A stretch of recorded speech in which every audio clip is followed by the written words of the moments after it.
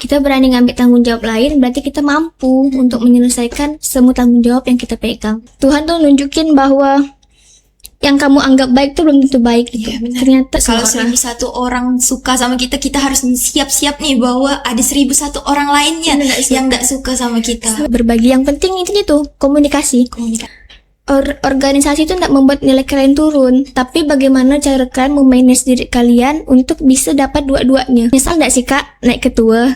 Banyak yang saya bilang saya tidak pernah nyesal untuk apa yang udah saya jalani, dengan apa yang udah dihadapi, karena kalau tidak ada itu tidak akan jadi saya yang sekarang.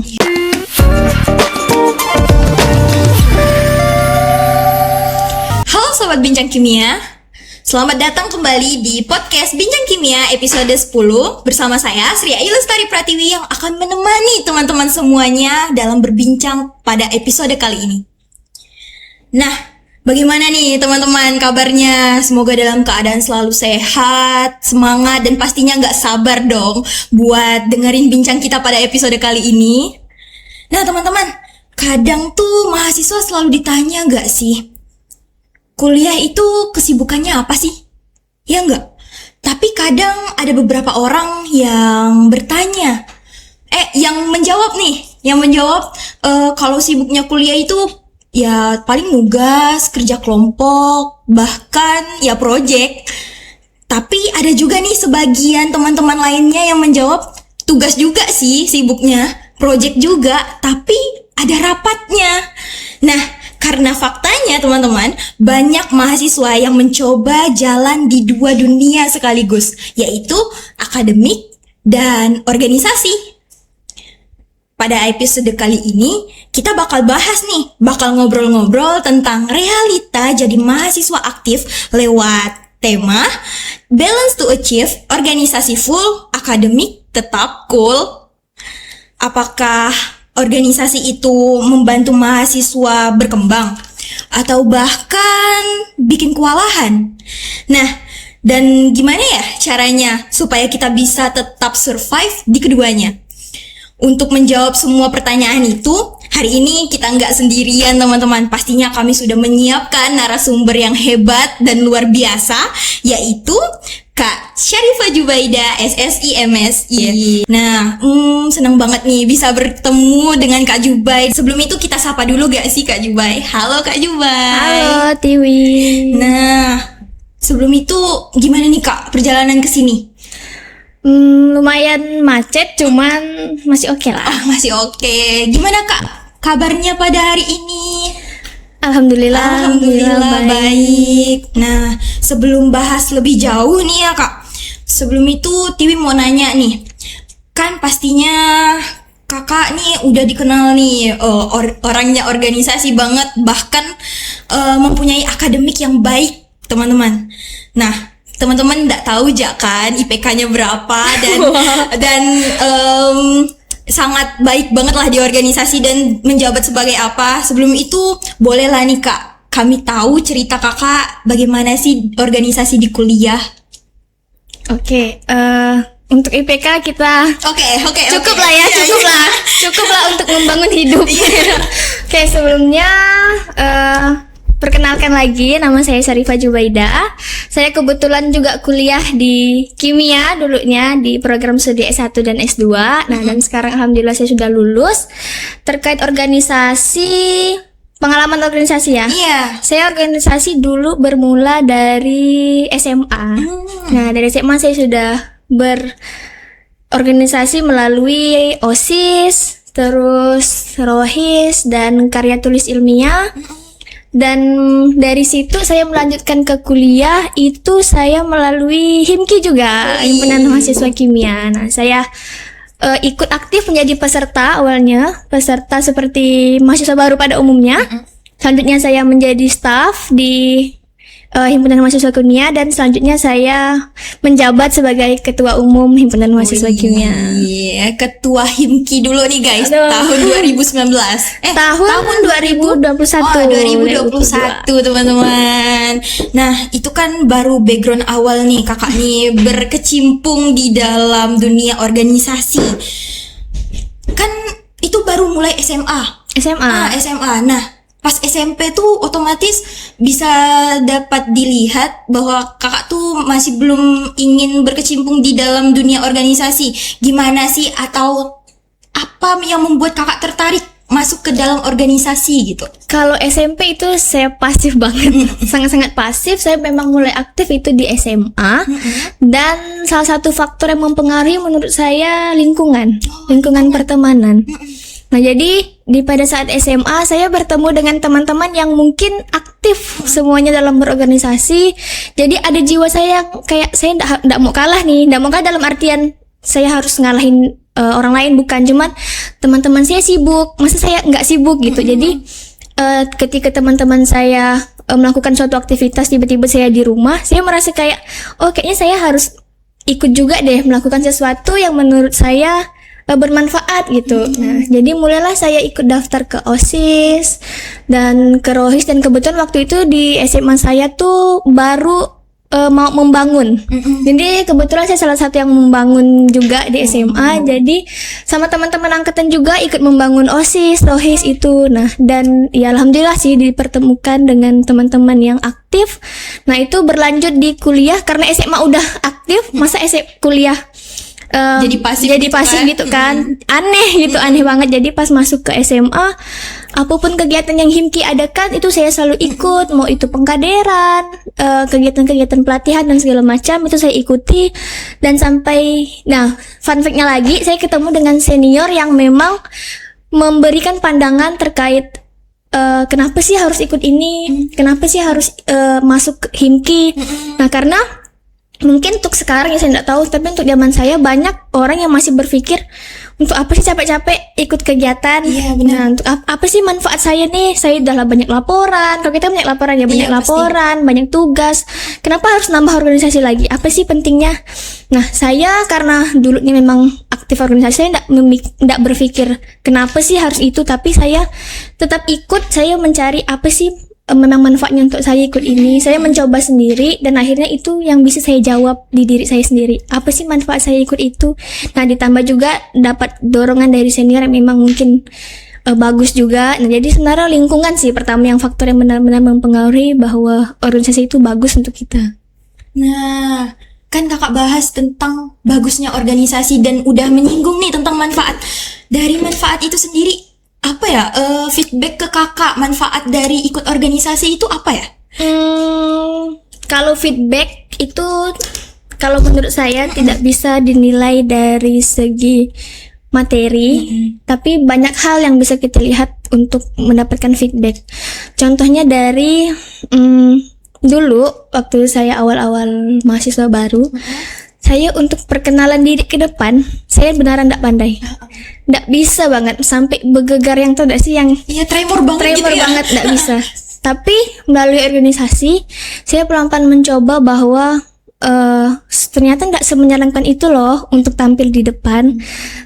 Terus saya mencoba untuk kayak kenapa orang lain bisa, kenapa saya nggak bisa gitu. Nah, dari organisasi saya pertama dapatkan itu kepercayaan diri yang pertama, yang kedua pastinya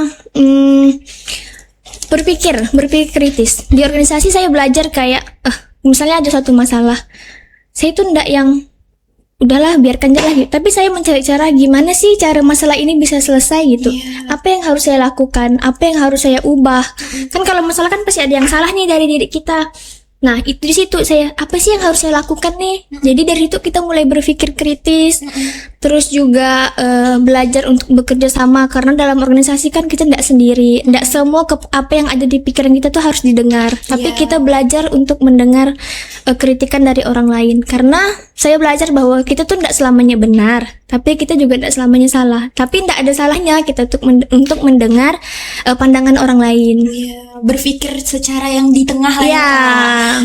Mana yang baiknya, mana yang buruknya. Lagian pun kita udah dewasa gitu kan, bisa memilah-milih mana yang baik, mana yang buruk gitu. Ya, benar-benar benar.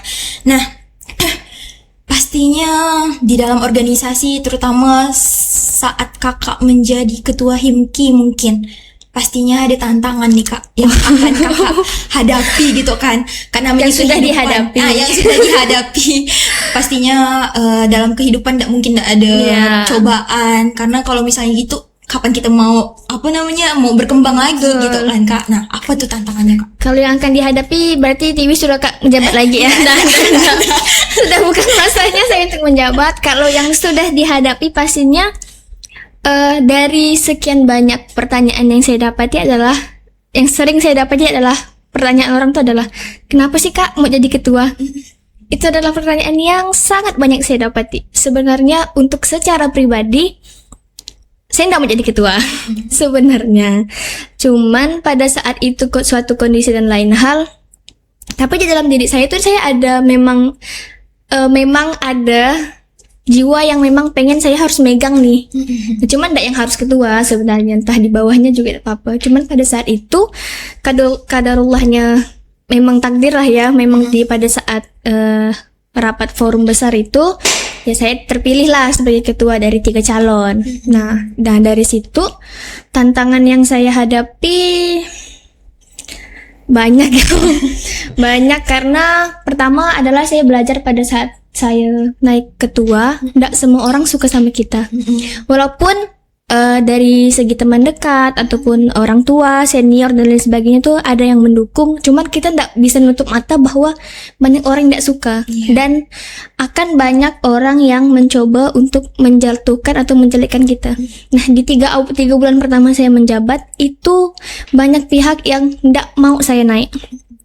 Jadi ada beberapa masalah, mungkin karena mereka tidak suka saya yang terpilih, jadi ada beberapa orang yang mengundurkan diri dari jabatan-jabatan yang memang udah ditetapkan awalnya. Nah, jadi di 3 bulan pertama saya mencoba mencari cara untuk menyelesaikan gimana nih biar himki tetap jalan.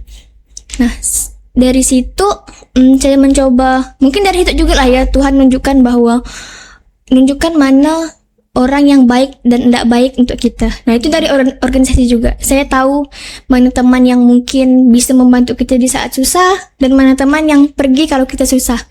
Nah, dari situ 3 bulan pertama saya coba segala cara untuk bisa agar himki ini tetap berjalan. Nah, itu tuh saya cari cara dari senior, kayak saya kan 2019 ya, sampai angkatan 2010. Saya tanya senior-senior terkait gimana sih bagusnya biar himki ini jalan, atau enggak sampai saya udah di tahap kalau memang kayak gitu saya turun ya dari ketua himki, minta ganti. Saya dari tahap itu udah sampai down banget sih. Saya fun fact-nya pas saya masuk himki saya turun 10 kilo di awal pertama saya naik ketua. Dan saking memang masalah gitu. Cuman pas saya mengajukan untuk turun dari himki dan mengganti ketua yang mungkin banyak yang mau, ternyata responnya juga tidak baik. Malah makin menganggap bahwa saya itu makin jelek gitu. Nah, jadi setelah itu dengan segala masukan yang mungkin masih ada beberapa orang yang baik, saya merasa ini saya turun, saya maju, saya tetap salah. Jadi intinya saya tetap maju, tapi saya berusaha untuk memperbaiki apa yang bisa saya perbaiki dengan orang yang masih mau berjuang sama saya. Nah, saya udah tidak mandang yang mau menang jelek, menang apa, saya udah tidak mandang, saya cuma mandang siapa yang bisa ikut saya membangun himki gitu. Jadi saya kan naiknya Oktober, Januari saya baru mulai aktif menggerakkan himki. 3 bulan tuh saya sibuk memperbaiki internal kami yang rusak. Masalah pertama. Terus masalah lainnya dari eksternal. Ada salah paham dan lain sebagainya yang mungkin pada zaman itu sangat besar. Mungkin saya tidak mau ceritakan di sini karena nanti naik lagi masalahnya ya. Mungkin ada beberapa hal yang memang sama juga di situ lah Tuhan tuh nunjukin bahwa yang kamu anggap baik tuh belum tentu baik gitu. Ternyata orang yang menyerang kamu tuh adalah orang yang di dalam sebenarnya. Nah, jadi dari organisasi juga saya banyak belajar bahwa tidak semua teman walaupun udah lama itu bisa kamu pertahankan. Tidak semua orang tuh tidak semua orang tuh pantas untuk dapat kebaikan yang sama dari diri kita. Kalau dulu pas mahasiswa baru tuh saya orang yang kayak apapun yang orang mau tuh saya ikutin. Misalnya Jubai kesini dong, saya tuh oke. People please. Ya, tapi semenjak saya naik ke himki, saya melihat pandangan orang ke saya tentang segala macam ucapan, omongan dan segala macam. Dari itu saya belajar bahwa oh ternyata tidak semua tuh bisa dianggap teman. Nah, ada beberapa memang yang harus di cut off. Jujur saya naik ketua Himki, banyak teman yang apa ya, bisa dibilang bukan putuskan hubungan sih, lebih saya kurangi, saya menarik diri sendiri demi apa ya, demi kebaikan diri sendiri sih lebih tepatnya. Tapi saya tetap fokus menjalankan Himki sampai selesai. Berarti banyak banget ya Kak tantangannya, yang bisa dibilang tuh dari cerita Kakak tuh ya bisa dibilang tidak semua orang bisa suka sama kita. Iya, nggak semua Kalau orang. 1.001 orang suka sama kita, kita harus siap-siap nih bahwa ada 1.001 orang lainnya Yang nggak suka. yang tidak suka sama kita. Sampai kalau menurut kita pilihan kita tuh udah baik, belum tentu menurut orang lain tuh baik. Iya, karena kepala orang lain kan juga beda-beda kan Kak. Makanya saya kalau saya ngambil keputusan, saya selalu rapat. Walaupun saya ketemu, walaupun saya ketua, saya enggak pernah yang kayak, kayaknya harus kayak gini ya, kayaknya harus kayak gini. Saya enggak kayak gitu. Saya selalu, setiap apapun yang mau kita ambil, kita rapatkan, kita rundingkan, apa yang itu kesepakatan bersama. Saya hanya ngebantu menjalankan keputusan itu hasil bersama, bukan hasil saya sendiri. Oh, iya, tetap dalam musyawarah. Dalam musyawarah. Karena kita organisasi Ya, kan, bukan dan- perorangan. Benar, karena Himki juga menganut musyawarah ya. Iya, setahu saya, ya. pastinya. Kayak gitu. Ya, itulah yang dapat kami ambil ya Kak ya. Aduh. Nah, setelah itu, itu kan pastinya bukan cuma dalam Himki, mungkin organisasi Kakak di luar dan lain Ya. sebagainya juga kan. Kakak tuh pastinya mengatur jadwal nih, memanage waktu supaya antara laprak mungkin, habis itu antara tugas, kerja kelompok dan organisasi itu sendiri serta tanggung jawab Kakak di dalam organisasi itu bisa balance lah Kak. Nah, gimana tuh Kak caranya supaya bisa balance di antara keduanya gitu? Kayaknya kalau dipandang-pandang balance benar enggak juga kali ya. Enggak juga terlalu balance, cuman namanya kita berorganisasi itu kita sebenarnya harus punya prinsip sama diri kita sendiri. Kita berani ngambil tanggung jawab lain, berarti kita mampu untuk menyelesaikan semua tanggung jawab yang kita pegang. Kita tahu nih kuliah kita ya bukan kuliah yang kayak cuman bisa kuliah pulang, tapi kita harus ada laprak dan segala macam, proyek dosen, lab dan segala macam. Nah, kita tahu itu dan kita berani untuk ngambil organisasi, otomatis kita udah harus berani juga untuk menyelesaikan semuanya. Kalau dianggap prioritas, pastinya kuliah tuh yang Nomor utama. satu. Yang utama, cuman mungkin kalau kuliah kan enggak setiap hari ada tugas. Mungkin gimana cara membagi waktu adalah kita tahu, kalau di organisasi kita tahu mana kegiatan yang terdekat. Nah, itu pasti kita buatkan list yang mana mungkin dalam minggu ini yang harus dikerjakan, mana yang bisa nanti dulu kita selesaikan dulu laporan. Nah, kalau saya sih kemarin saya fokusnya adalah misalnya dari pagi ke sore saya organisasi sambil kuliah lah ya, kuliah organisasi. Nah, itu di malam kalau saya sempat saya fokus untuk menyelesaikan tugas-tugas dan segala macam. Kalau anak kimia sih udah ndak jarang lah ya kalau ndak tidur segala macam. Cuman untuk laprak itu saya sebenarnya bukan orang yang bisa nyicil. Oh, Saya orang yang sangat SKS. SKS banget. Cuman, nah saya tuh udah mencari materinya sebelumnya. Saya udah cari jurnal, udah cari kayak apa sih yang harus saya tulis, saya simpan dulu. Nah, di hari H tuh saya tinggal kerjakan. Nah, itu sih yang buat kayak enggak terlalu lama. Karena kan sekarang mungkin mikirnya laprak nih banyak, laprak nih susah. Yang susah tuh bukan lapraknya, mencari materi yang mau dimasukkan ke lapraknya. Iya, betul-betul. Jadi mungkin sebelum itu kita udah cari nih apa-apa tentang materi yang mau disampaikan atau ngulang materi yang udah pernah dosen sampaikan, itu kita kerjakan dulu. Setelah itu baru kita bisa fokus ke organisasi. Iya, berarti tergantung prioritas. Tergantung prioritas. Dan pastinya Tergantung akademik. deadline tugas. Oke, Deadline oke. tugas. Oke. Berarti akademik lah ya Kak yang paling penting Iya, tetap- di antara yang lain. Tetap akademik karena kita dititipkan di Untan tuh adalah untuk belajar. Belajar, iya betul. Belajar dan berorganisasi Iya. itu yang keduanya Organisasi itu mungkin bonus lah Iya, dari benar-benar. apa yang kita lakukan. Betul. Nah, setelah itu tadi udah strateginya apa segala macam yang udah Kakak berikan nih, kebiasaan-kebiasaannya juga apa segala macam. Nah, pastinya tuh ada kalanya kita merasakan burnout. Iya gak sih, ada waktunya titik terendah kita kayak nih semuanya nih datang secara bersamaan Iya. kan, tak tahu nih yang mana yang mau kita lakukan duluan, sedangkan semua yang datang bersamaan itu adalah hal-hal penting yang harus diselesaikan pada saat itu juga. Nah, bagaimana kakak menanggapi saat waktu itu gitu? Kalau pada saat saya, mungkin sekarang juga sama kali ya, pada saat kita yang memegang, saat sibuk-sibuknya itu adalah masa dimana itu semester yang paling menentukan, kelima keenam ya, menentukan itu tugas akhir segala macam itu muncul di saat bersamaan. Cuman bagaimana cara menanggapinya adalah sama, pertama karena kebetulan kemarin saya menjabat sebagai ketua, saya memposisikan diri saya juga sebagai ketua. Nah, jadi saya fokuskan dulu apa yang harus ada saya nih di dalam kegiatan itu.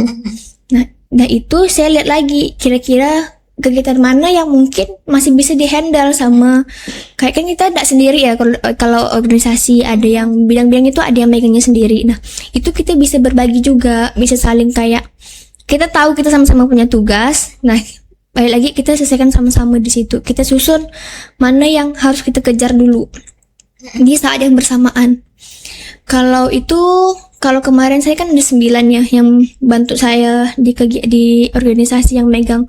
Nah di 9 itu kita bagi waktu, di hari ini siapa dulu yang ngerjain. Gitu. Nah terus di selanjutnya siapa yang dulu yang ngerjain. Jadi biar kegiatan pun ndak terlalu dianggurin dan tugas kita sama-sama selesai. Nah kayak gitu, dan juga kan kita beda angkatan, jadi mungkin ndak semua tugas itu bakalan sama. Nah itulah gunanya staff, kita juga memberdayakan staff dengan kita kasih paham juga. Kadang kalau dia mau nugas kita silahkan, tapi informasi, yang penting komunikasi sih sebenarnya. Ya, bener-bener. Maksudnya enggak bakalan kan dalam satu waktu itu semuanya bakal sibuk. Nah intinya komunikasi, kayak misalnya contoh bidang satu, bidang PSDM lah misalnya, dia punya staff yang bisa nge-handle kegiatan pada saat itu. Nah itulah saatnya mungkin kita yang sebagai lebih tua di atasnya tuh coba ngerjakan yang lain. Nah jadi sebenarnya saling berbagi sih, karena sejujurnya walaupun kita jadi ketua itu kita tidak bisa merangkup semua tugas, kita tidak bisa kerja sendiri. Kalau kayak gitu sama aja bahwa hal yang kita ambil tuh bakalan keteteran untuk semua hal dalam praktikum dan segala macam. Tapi itu karena kita punya staff, kita punya teman-teman yang megang juga, komunikasinya enak. Nah itulah buat kita bisa berbagi tugas. Di satu, kan kita ramai ya, kalau dulu 37 orang. Nah dalam 37 orang tuh dalam 2 angkatan itu rasanya udah bisa untuk cukup berbagi. Yang penting intinya tuh komunikasi ya. Kakak gak pernah melarang orang, misalnya dia di saat itu lagi ada masalah mau ngilang, saya biarkan, tapi saya bilang ke dia yang penting tidak informasi, mau berapa lama hilang terserah. Jadi kakak tahu dia hilang, kita bisa ngehandle kerjaan dia. Sama halnya dengan saya, pada saat saya lagi breakdown, terus saya bilang saya kayaknya butuh waktu untuk sendiri, tapi saya ngasih tahu ke teman-teman, jadi mereka juga bisa ngehandle apa yang saya tinggalkan. Cuman tidak yang main tinggalkan gitu ya sih. Tetap peduli. Ya. Walaupun misalnya di luar entah mau gimana terserah, intinya dalam himki kita satu gitu. Bekerja sama dan pastinya komunikasi. Jangan tinggalkan komunikasi ya kak. Nah kadang tuh orang-orang tuh merasa semua orang tuh paham dengan dirinya tanpa harus diomongkan. Nggak bisa. Kita bukan cenayang nih. Bukan cenayang. Walaupun satu angkatan nggak bakal bisa paham. Karena beda-beda kepala juga kan, seperti itu.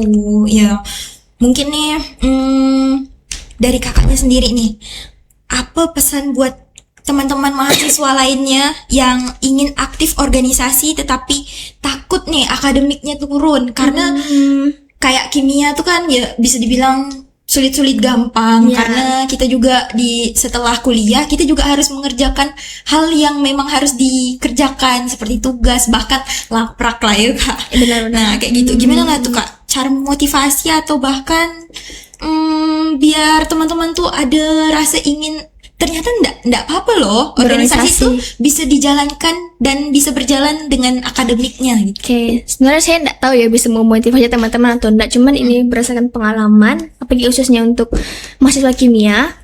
Sebenarnya organisasi itu enggak membuat nilai kalian turun. Karena dari beberapa tahun terakhir ini saya banyak dengar bahwa gara-gara kegiatan ini nih kak, saya ini gara-gara ini saya enggak kuliah misalnya. Ternyata sebenarnya tuh organisasi itu tidak membuat nilai kalian turun, tapi bagaimana cara kalian memanage diri kalian untuk bisa dapat dua-duanya.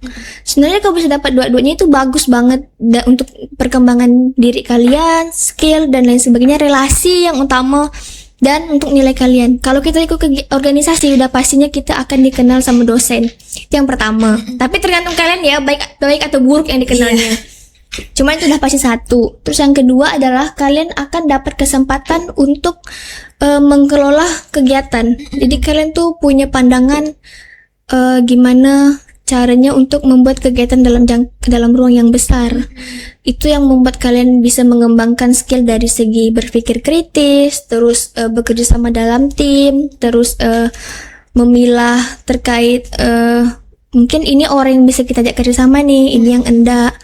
Terus masih banyak sih hal yang didapat, tapi tanamkan dalam diri pada saat ikut organisasi itu bukan ingin dapat untungnya, cuman apa sih yang bisa kita ambil dari kita ikut kegiatan. Makanya kalau ikut kegiatan jangan diam-diam, tapi kita harus tahu apa sih kegiatan yang dibuat nih apa. Karena kebanyakan sekarang orang ikut kegiatan tuh karena dipaksa, misalnya ikut-ikutan karena wajib, entah karena ini, cuman dia tidak tahu apa isi dalam kegiatan ini. Akhirnya pada saat dia selesai kegiatan dia tidak dapat apa-apa, dapat capek dapat capeknya. Nah, jadi tapi usahakan pada saat kalian ikut kegiatan, kalian tuh ikut aktif, ikut tahu apa rangkaian kegiatan itu, ikut berkomentar, ikut berpikir kritis, karena yang menjalankan sama-sama. Nah, itu di akhir kalian bakalan merasakan bahwa diri kalian tuh ada yang beda dalam segi percaya diri lah, misalnya. Itu udah pasti sangat beda.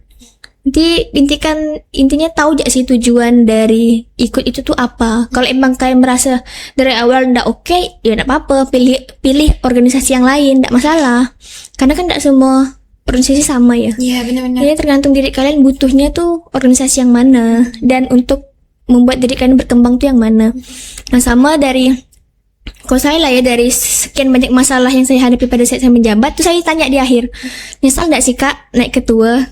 Banyak yang saya bilang saya nggak pernah nyesal untuk apa yang udah saya jalani, dengan apa yang udah dihadapi, karena kalau ndak ada itu ndak akan jadi saya yang sekarang. Iya, benar-benar. Nah, dan karena kalau ndak ada itu, saya ndak tahu mana orang yang baik, mana orang yang buruk untuk saya. Jadi untuk hal itu saya ndak pernah nyesal, walaupun mungkin banyak hal yang harus saya relakan. Salah satunya waktu pasti, dari sama keluarga, sama teman tuh pasti. Cuman untuk apa yang saya dapat, saya cukup puas, dan saya selalu jawab saya ndak pernah nyesal untuk ngambil jalan itu gitu. Dan pastinya kita juga memilih dan memilah organisasi mana yang memang cocok buat kita. Benar. Nah, setiap apa yang udah kita ambil dan kita harus mempertanggungjawabkannya. Ya, nah kalau saya kenapa milih Himki adalah karena saya ingin membangun di dalam dulu. Karena ibaratnya Himki kan rumah kita ya. Saya mahasiswa kimia. Salah satu organisasinya pasti himpunan mahasiswa kimia. Nah, saya ingin membangun di dalamnya dulu sebelum saya mengambil organisasi lain. Gitu. Nah, itu kenapa saya hanya fokusnya di Himki, karena saya ingin membuat nama kita. Kalau Himki bagus, misalnya luar kimnya juga bagus ya. Nah, jadi ingin mengembangkan di dalam dulu. Kalau menurut saya udah oke, baru saya berkecimpung di dunia lain. Maka selesai Himki saya bawa ikut kemana-mana gitu. Dan bisa dibilang kakak nih alhamdulillah banget, dan bisa dibilang kalau misalnya dilihat dari sosial media dan lain sebagainya itu tuh sangat wow banget, kayak benar-benar orang-orang keren yang bisa dekat dengan dosen, dan itu salah satunya dan itu salah satunya ya kak keuntungannya. Iya, keuntungan juga saya lanjut S2 karena Himki juga dikenal dosen kan, karena ikut aktif. Terus S2-nya juga karena ditawarin juga, karena dapat tawaran, jadi itu tuh mengalir berkesinambungan gitu ya. Nah, itulah privilege yang bisa diberikan sama Kak Juba. Dan bisa dibilang bukan cuman dari personal yang kita dapat, tapi tuh dari lingkungan juga. Ya, lingkungan sangat berpengaruh. Lingkungan berpengaruh sekali dengan terhadap apa yang kita berkembang sampai sekarang. Orang-orang yang memang sehat dan tidak sehat terhadap kehidupan kita, bahkan bisa dapat pribadi-pribadi yang lebih baik lagi dari sebelumnya. Bahkan dari apa yang telah Kak Jubai sampaikan, serta pesan-pesan dari Kak Jubai yang udah sampaikan, itu menjadi penutup kita pada podcast kita pada hari ini. Ya, padahal kalau misalnya terbatas oleh waktu, kita bakal bisa lebih berleluasa lagi untuk ngomong-ngomong dan bincang-bincang. Tapi karena udah memang waktunya untuk kita berpisah kali ini, saya ucapkan terima kasih banyak kepada Kak Jubai. Terima kasih juga untuk Himki yang udah mengundang saya. Iya, makasih banyak Kak Jubai udah menceritakan tentang pengalamannya, bahkan pribadi-pribadi yang dari awalnya ndak pede jadi pede. Fun fact-nya adalah ini program yang saya buat. Nah, Program in podcast itu ada karena di tahun saya, dan sekarang saya jadi bintang tamu kan tidak menyangka. Tepuk tangan dulu lah teman-teman. Karena mungkin ini Prokja yang Kak Jubai buat, dan saat ini Kak Jubai Himki kami bareng Himki buat. Kak Jubai yang buat, dan sampai saat ini tetap berjalan. Mungkin itu yang bisa kami bincang-bincangkan pada hari ini. Semoga obrolan kali ini Kak bisa dapat menambah wawasan, bahkan percaya diri teman-teman untuk mengikuti organisasi, bahkan bisa memilah-milih nih gimana organisasi, bahkan lingkungan-lingkungan yang baik untuknya. Mungkin itu yang dapat kami sampaikan. Kurang lebihnya mohon maaf. Semoga semuanya dalam keadaan sehat. Saya Sri Ayu Lestari Pratiwi pamit undur diri. Terima kasih, dan jangan lupa ya untuk mendengar podcast Bincang Kimia pada episode berikutnya. See you di episode selanjutnya. Dadah.